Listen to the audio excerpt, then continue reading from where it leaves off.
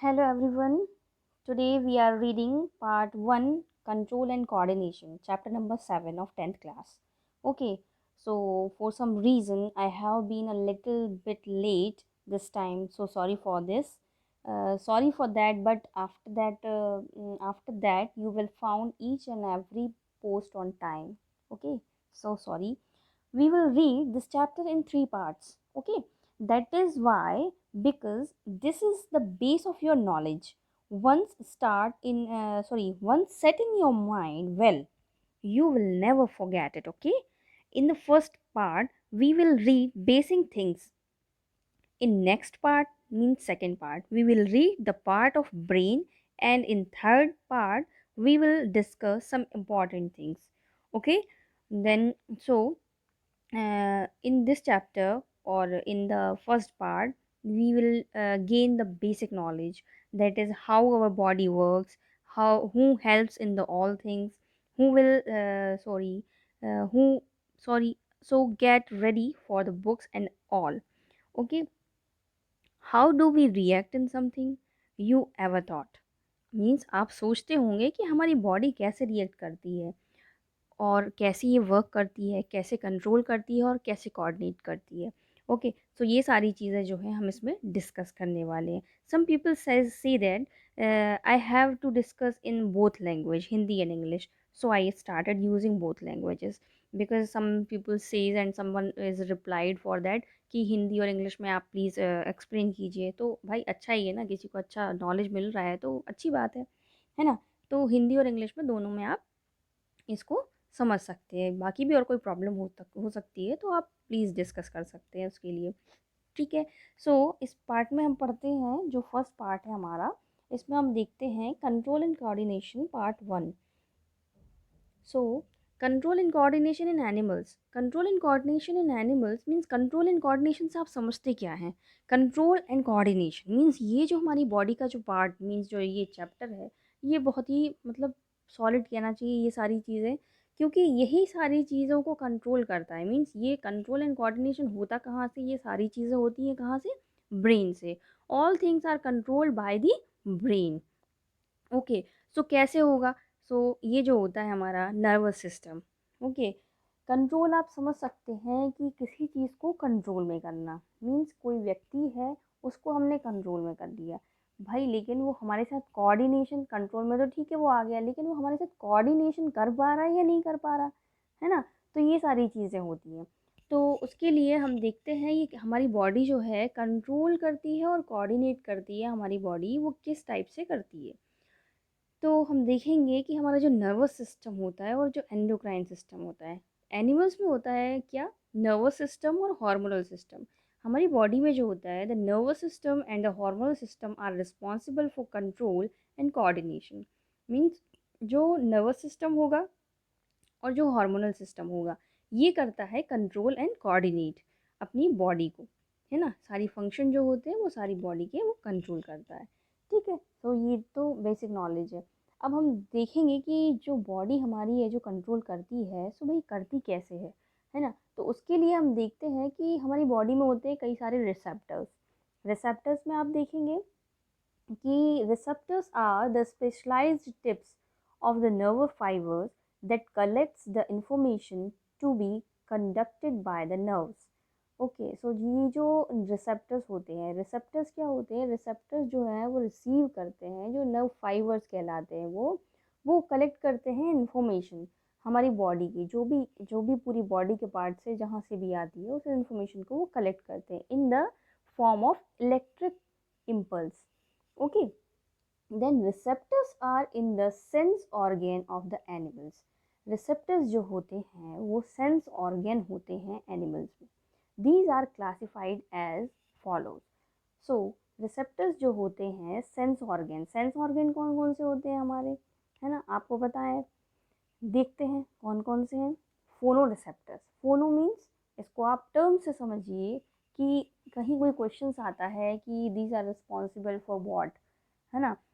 एक आ जाता है phono receptors, photo receptors, thermo receptors और ऑल्फैक्टरी रिसेप्टर्स या गैस्ट्रेटरी रिसेप्टर्स। सो ये कहलाएंगे।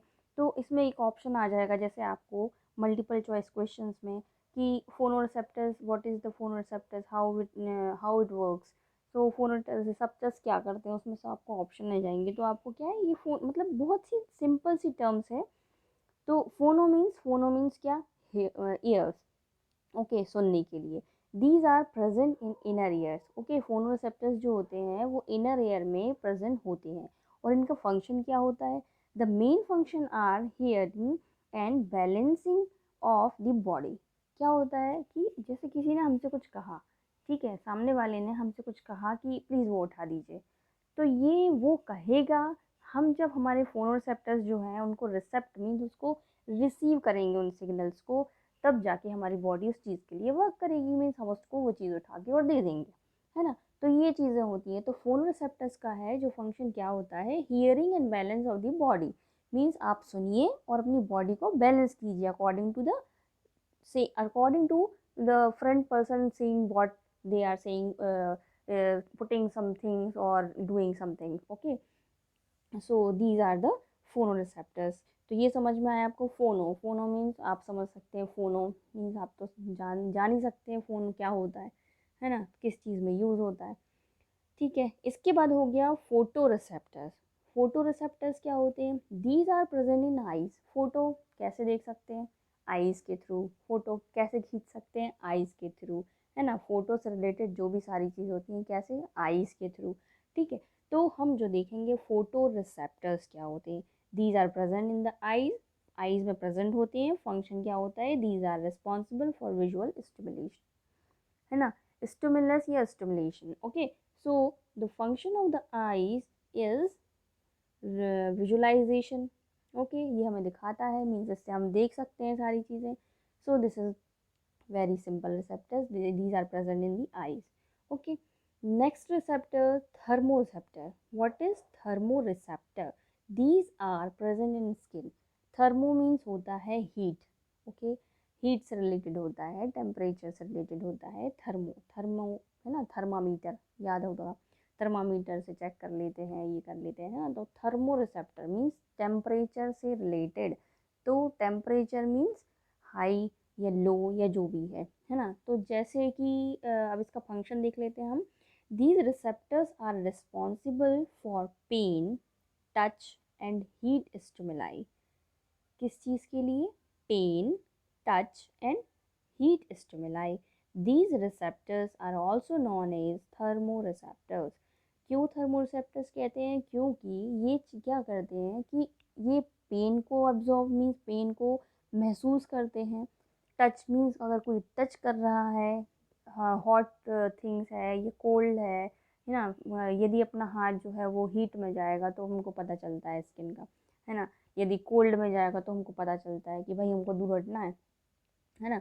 तो ये जो रिसेप्टर है जो हमें हमारे जो ब्रेन को टच करता है कि ओ ये तो बहुत ही गर्म है या बहुत ही ठंडा है। तो ये सारी चीज़ें जो होती हैं वो थर्मो रिसेप्टर्स में आती हैं, जो कि स्किन में प्रेजेंट होते हैं। नेक्स्ट थिंग है olfactory receptors. Olfactory receptors present in the nose, ठीक है। फंक्शन होता है, दीज रिसेप्टर्स रिसीव स्मेल्स। तो हम स्मेल के थ्रू पहचान सकते हैं कि हाँ आज खाने में क्या बना है है ना। तो ये सारी चीज़ें हैं। तो ऑल्फैक्टरी रिसेप्टर्स जो है वो स्मेल के लिए रिस्पॉन्सिबल है, वो स्मेल के जो सिग्नल्स होते हैं या रिसेप्टर्स होते हैं वो रिसीव करता है। देन है गस्टेटरी रिसेप्टर्स। तो गस्टेटरी रिसेप्टर्स क्या होंगे, these are present in the tongue. कहाँ होंगे, टंग में। कहाँ प्रेजेंट होते हैं, टंग में। तो फंक्शन इनका क्या होगा, these helps in taste detection. तो भाई हमें ऑल्फैक्टरी रिसेप्टर से ये तो पता चल गया कि आज खाने में बना क्या है, बहुत अच्छी खुशबू आ रही है, तो आज क्या बना है खाने में। तो भाई वो बना कैसा है उसके लिए क्या करोगे, गस्टेटरी रिसेप्टर के बिना तो कुछ कर नहीं सकते, है ना। नहीं तो आपको किसी चीज़ का टेस्ट ही नहीं आएगा। तो गैस्टेटरी रिसेप्टर जो होते हैं वो, गैस्टेटरी मीन्स जो हमारा कहेंगे, गैस्ट्रेटरी मीन्स होता है हमारा स्टमक से रिलेटेड, है ना। तो गैस्ट्रेटरी रिसेप्टर मीन्स हमारे कैसे हम वो जो भी है टेस्ट वगैरह आ रहा है वो सारी चीज़ें से हमें पता चलेगा। तो ये हो गए हमारे रिसेप्टर्स की बात। ये है चार्ट के थ्रू हमने समझाया है रिसेप्टर्स क्या होते हैं, सेंस ऑर्गन क्या होते हैं। जैसे कि फोनो रिसेप्टर्स हैं ईयर्स में होते हैं, फोटो रिसेप्टर्स आइज़ में होते हैं। मीन इसके थ्रू आप बहुत अच्छे से समझ सकते हैं।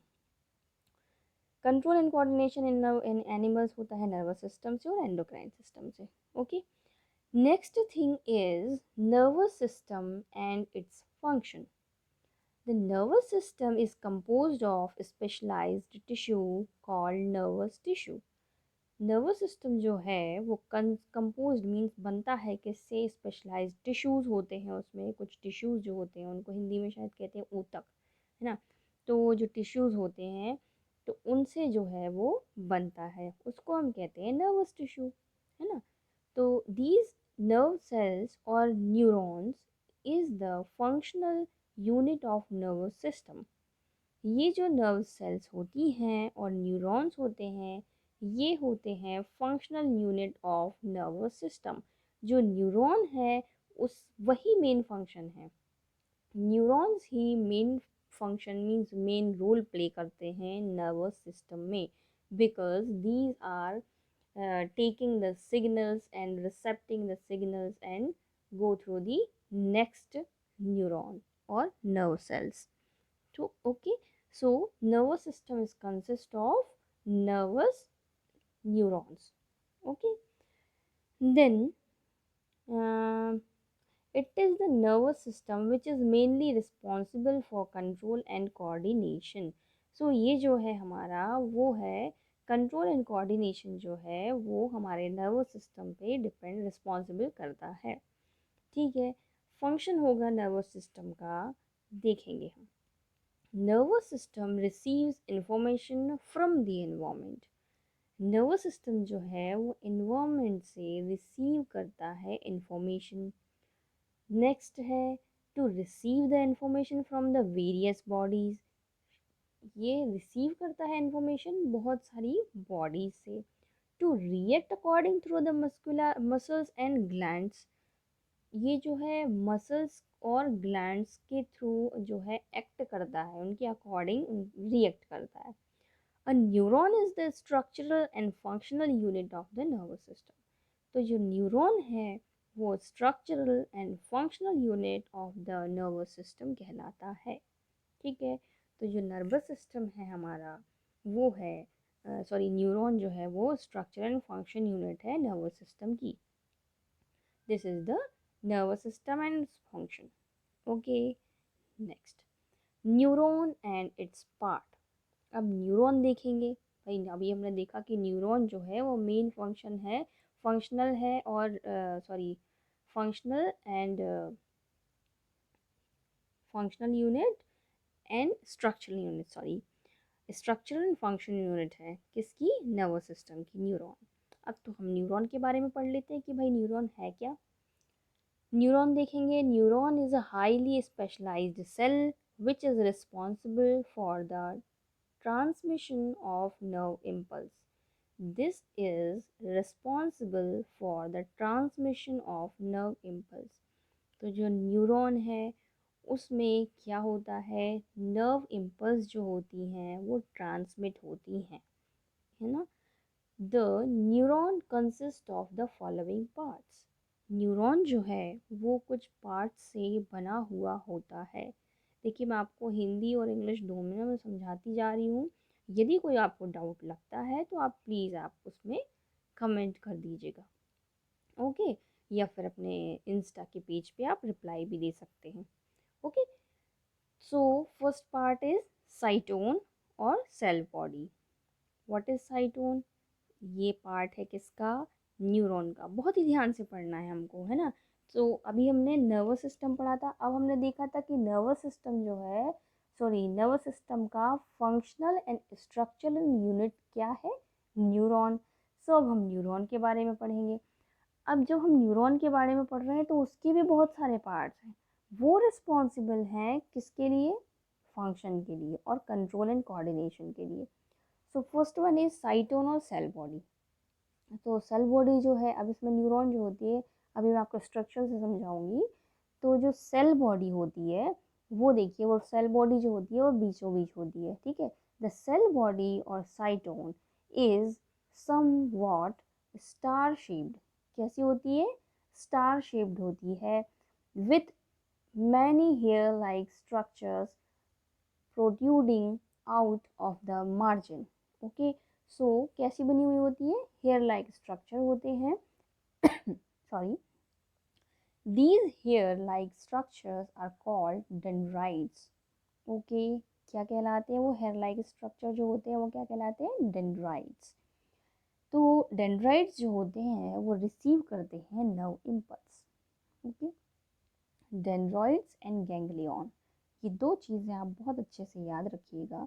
डेंड्रॉइड्स क्या करते हैं, रिसीव करते हैं क्या, nerve impulse. Okay, then second one is axon, this is the tail of the neuron. क्या होता है, axon, cyton and axon. Cyton means cell body जो कि स्टार शेप का होता है, एक्सॉन जो होता है वो क्या होता है, टेल होता है। This is the tail of the neuron. It ends in several hair like structures, ये बहुत सारे हेयर लाइक स्ट्रक्चर जो होते हैं उससे एंडिंग इसकी होती है, उसको कहेंगे हम axon terminals. The axon terminals relay nerve impulse, means यहाँ से जो साइटोन जो सेल बॉडी जो है वो रिसीव करती है सिग्नल, डेंड्राइट्स जो होते हैं वो सिग्नल को रिसीव करते हैं और ये क्या करते हैं, रिले मीन्स रिले कर देते हैं, मीन्स उनको सिग्नल्स को वहाँ पे जाके छोड़ देते हैं। ठीक है, तो ये हो गया अपना नर्व इम्पल्स का, सॉरी एक्सॉन का। नेक्स्ट वन जो है वो माइलिन शीट। माइलिन शीट क्या होती है, there is an insulator cover around the axon. Insulator type का जो होता है वो उसको एक्सॉन को कवर किए हुए होता है, जो कवर जो एक्सॉन होता है ना, जो टेल लाइक स्ट्रक्चर होता है उसको कवर किए होता है क्या, myelin sheath. This is called myelin sheath, उसको हम माइलिन शीथ कहते हैं। The myelin sheath insulates the axon against nerve impulse from the surrounding। सो जो सराउंडिंग में जो नर्व इम्पल्स हैं उनको वो इंसुलेट करता है। This is the function of myelin sheath. So ये कहलाएंगे हमारे क्या, न्यूरॉन एंड पार्ट्स। ठीक है, 3 पार्ट्स हो गए।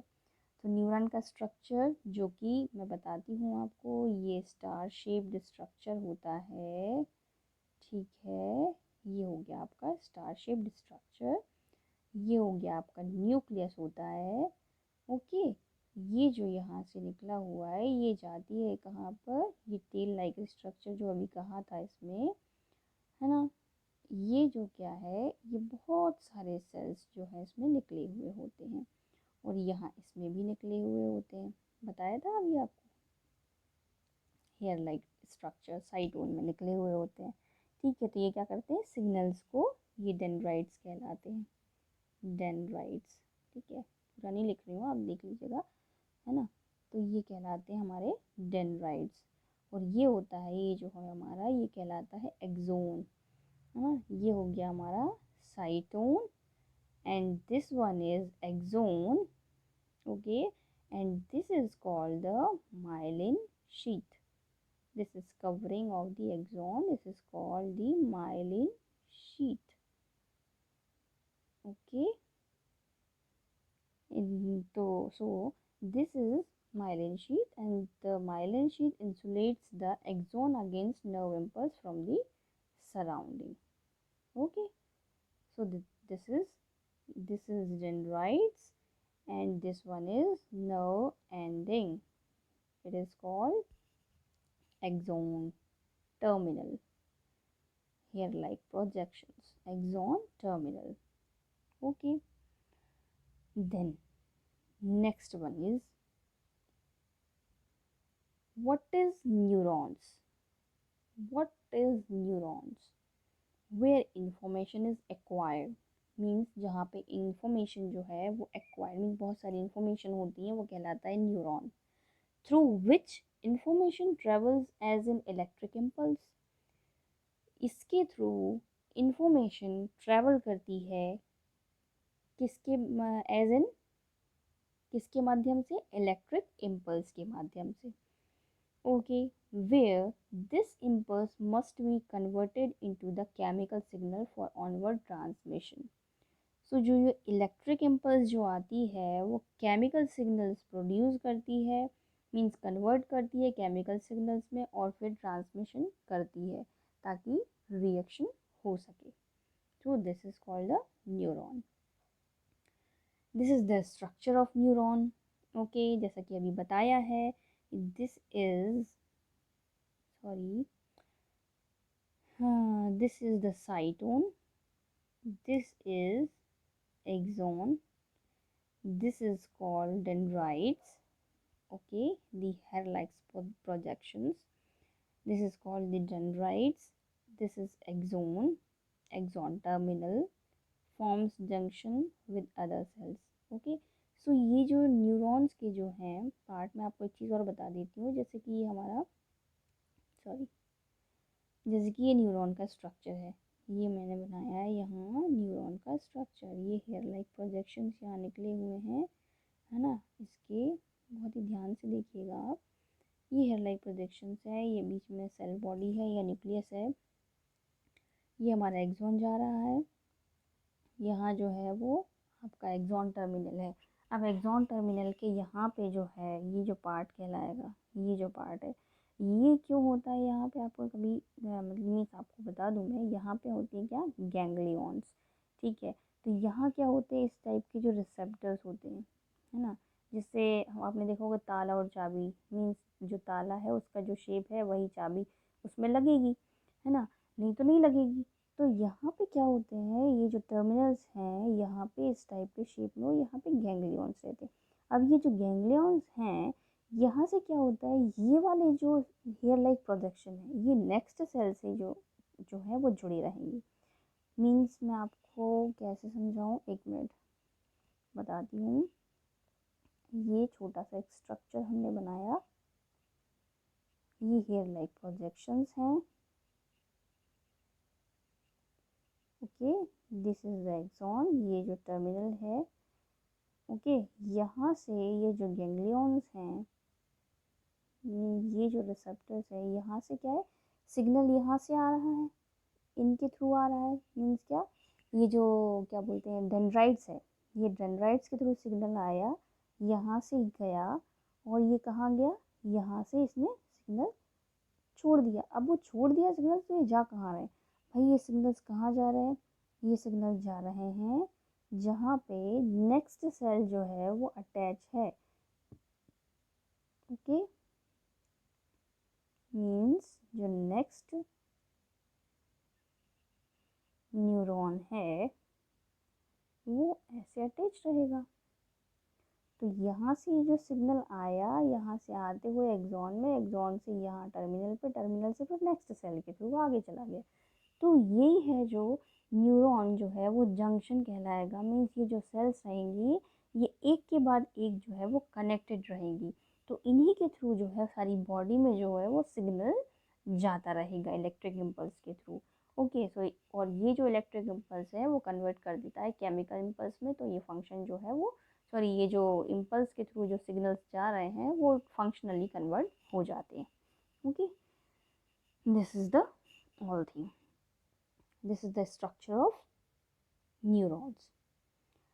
सो टाइप्स ऑफ न्यूरॉन्स, अब देखेंगे कि न्यूरॉन का स्ट्रक्चर देख लिया हमने, न्यूरॉन का फंक्शन देख लिया, अब हम देखते हैं कि न्यूरॉन के टाइप्स कितने होते हैं।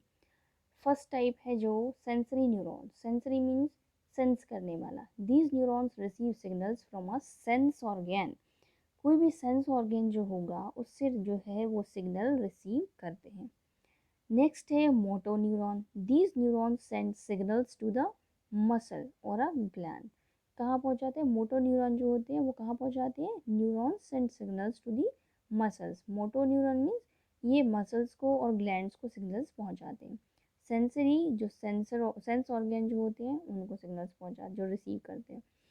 नेक्स्ट है एसोसिएशन और रिले न्यूरॉन्स। रिले न्यूरॉन्स देखा था आपने, रिले करते हैं न्यूरॉन, है ना, जो कहलाएंगे अपने डेंड्राइट्स, सॉरी डेंड्राइट्स तो रिसीव करते हैं, जो एक्सॉन के जो टर्मिनल पर रहेंगे। These neurons relay the signals between sensory neurons and motor neurons. Okay, next is synapse. Synapse क्या होते हैं, the point contact between the terminal branches of axon of one neuron with the dendrite of another neuron is called the synapse. Means अभी जैसे हमने बताया था, यहाँ पे ये देखा हमने, ये वाला जो न्यूरॉन है, ये जो न्यूरॉन हमने कहा, ये जो यहाँ से सिग्नल्स आते हैं, यहाँ से सिग्नल आए, यहाँ पे इन्होंने ये जो डेंड्राइट, ये टर्मिनल है, सो ये टर्मिनल है, यहाँ से ये जो पार्ट है इसको कहते हैं हम सिनेप्स, है ना, जो इससे कनेक्ट होगा नेक्स्ट न्यूरॉन से, दिस इज कॉल्ड सिनेप्स। ये नेक्स्ट न्यूरॉन है, दिस इज कॉल्ड द, जो जंक्शन बनेगा यहाँ पे, ये कहलाएगा हमारा synapse. Okay, the point contact between the terminal branches of axon, one neuron with the dendrites and another is the synapse. Okay, next, neuromuscular junction. What is neuromuscular junction? Neuromuscular junction is the point where a muscle fiber comes in contact with a motor neuron carrying nerve impulse from the central nervous system. Okay, so neuromuscular junction जो है वो एक point है जहाँ पे muscle fiber जो है comes in contact with the motor neuron, जहाँ पे मोटो न्यूरॉन से वो कांटेक्ट करता है, carrying nerve impulse from the central nervous system, और नर्व इम्पल्स को कहाँ तक ले जाता है, सेंट्रल नर्वस सिस्टम तक। देन नेक्स्ट है transmission of nerve impulse. Transmission कैसे होगा अब इनका, nerve impulse travels in the following manner, कैसे करती है, from one neuron to the next, कैसे, डेंड्राइट से उसने रिसीव किया signal, then cell body, cell body से एक्सॉन, एक्सॉन से axon to nerve ending at the tip of axon, synapse, then dendrites of next neuron, chemical release from axon tip to axon tip of one neuron cross the synapse और neuromuscular junction to reach the next cell. Okay, जैसा कि अभी समझाया था, वही सारा कहलाएगा आपका neuromuscular junction. Okay, this is all about the neuromuscular junction. इसके बाद जो है आपको एक वीडियो शो करूँगी जिसमें आपको दिखेगा कि किस तरह से जो है वो सिग्नल जो है वो रिसीव होते हैं, कहाँ से रिसीव होते हैं, कैसे रिसीव होते हैं, ये आपको उस वीडियो में दिखेगा। ओके, सो बिल्कुल ध्यान से देखिएगा सारी चीज़ें। ओके, देखिए फिर। A nerve impulse is an electrical current that travels along dendrites or axons due to ions moving through voltage-gated channels in the neuron's plasma membrane.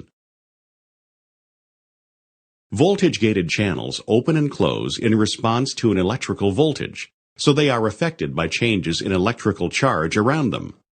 When a neuron is at rest, a charge difference is maintained between the inside and outside of the cell.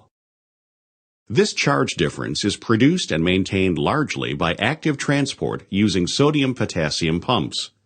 The pumps send sodium ions out of the cell and bring potassium ions in.